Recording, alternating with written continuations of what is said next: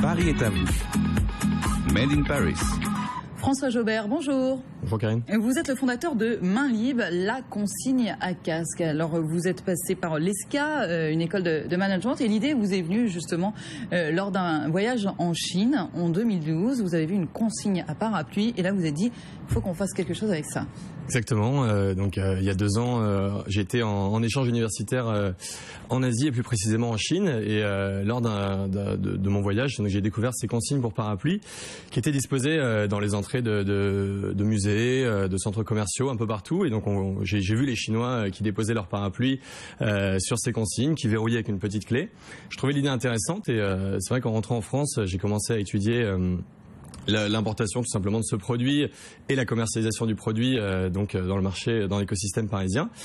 Et au final, à force d'interroger le marché, je me suis rendu compte que le problème à Paris, c'était pas le parapluie, mais c'était visiblement le casque, un accessoire donc encombrant, un accessoire qu'on a dans les mains dès qu'on n'est plus sur son 2 roues, dont on ne sait pas quoi faire. Et donc, on a décidé de créer Main Libre pour solutionner donc ce problème. Et donc là, c'était plus compliqué qu'au départ, parce qu'au lieu d'importer une bonne idée et donc une machine, il a fallu créer la machine. Il a fallu concevoir le produit, il a fallu industrialiser le produit, il a fallu définir un modèle économique viable.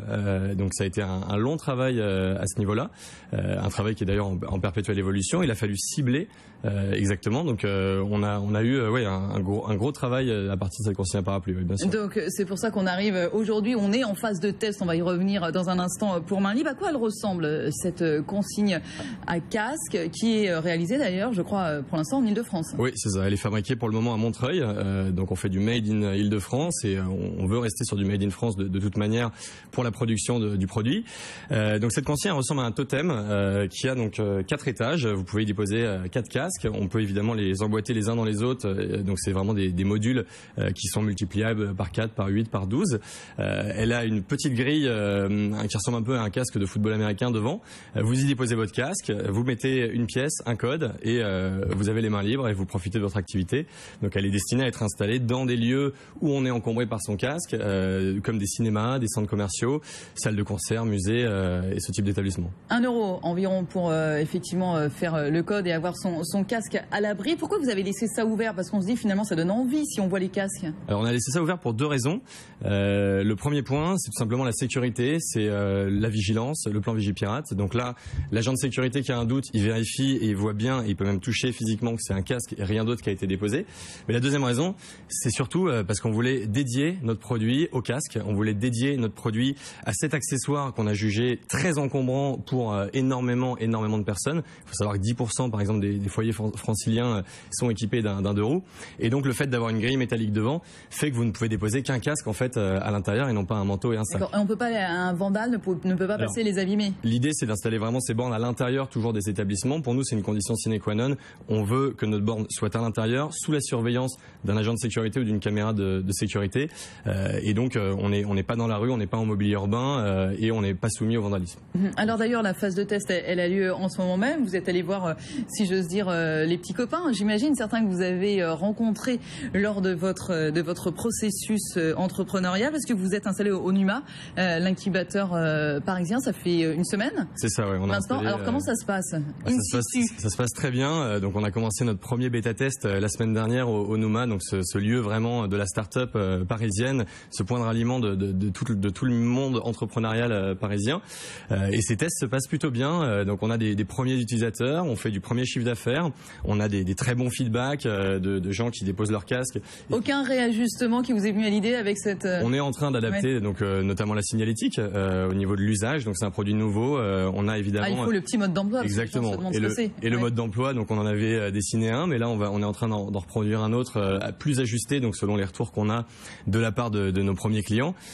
Donc vraiment, cette période de bêta test, donc dans cet environnement restreint, nous permet d'ajuster vraiment ce premier prototype qu'on va ensuite installer dès qu'il sera prêt au MK2 de Bibliothèque dans le 13e arrondissement, donc un des plus gros cinémas de la région parisienne. Combien ça coûte cette machine? Alors c'est pas un prix qu'on communique évidemment publiquement. Il faut savoir que C'est évidemment un réel investissement parce qu'il y a tout un processus industriel qui va derrière. Nous, on part sur ce qu'on communique, c'est le temps pour rentabiliser la machine, donc qui est de un petit peu moins d'1 an pour rentabiliser nos bornes. En revanche, si on veut l'installer par exemple au bas des studios de BFM Business, au bas des bureaux de BFM, effectivement, on peut la louer. C'est un système de location. On peut passer sur l'autre modèle. Voilà, il y a 2 modèles. Il y a le premier modèle dont on parlait jusqu'à maintenant, qui est seulement du dépôt. Donc on installe nos bornes et ça coûte rien à l'établissement et c'est payant donc pour l'utilisateur qui paye 1 euro par utilisation.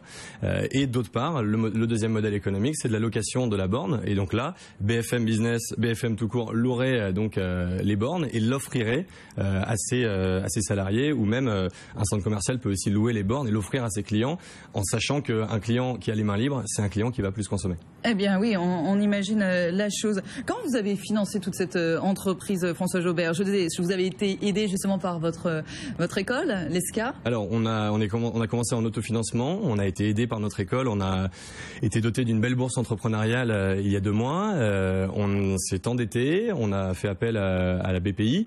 Et là, on est en train de préparer une campagne de crowdfunding qui va être lancée sur le site, sur la plateforme Ulule à partir de samedi. Donc, je vous invite évidemment dès samedi à venir microfinancer l'entreprise Main Libre.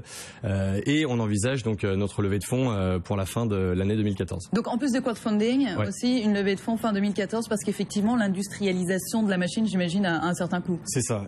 Ça a un certain coût. Il faut aller vite. Donc, c'est à nous de... Avant qu'on vous pique l'idée, c'est ça? Il faut aller vite pour déployer évidemment le parc le plus fort et le plus large possible rapidement. Donc Paris, Île-de-France, mais pas seulement. Paris, Île-de-France et pas seulement. Donc les grandes villes de province aussi. On a déjà de la demande de grandes villes de province à laquelle on peut pas pour le moment répondre, mais on espère pouvoir y aller assez vite. Des grandes métropoles aussi européennes comme Barcelone et comme Rome, où le 2 roues et le nombre de 2 roues est impressionnant. Et donc au niveau du financement, on a besoin de cette levée de fonds pour nous aider à produire des machines, mais surtout pour nous aider dans la recherche-développement. On va pas s'arrêter à cette première borne, donc à ce premier produit. On est en train de travailler sur un deuxième produit beaucoup plus volumineux qui va cibler donc surtout des stades, des salles de concert, donc des lieux où il y a beaucoup plus de casques. Une même consigne à casque, mais qui pourra prendre plusieurs casques à la fois. Exactement. Votre objectif, c'est toujours 400 consignes d'ici 2016 ? C'est ça. François Jobert, merci beaucoup à vous. Je rappelle que vous êtes le fondateur de Main Libre, la consigne à casque, et donc à partir de samedi sur ulule.com pour la campagne de crowdfunding. Merci beaucoup à vous. Merci à vous.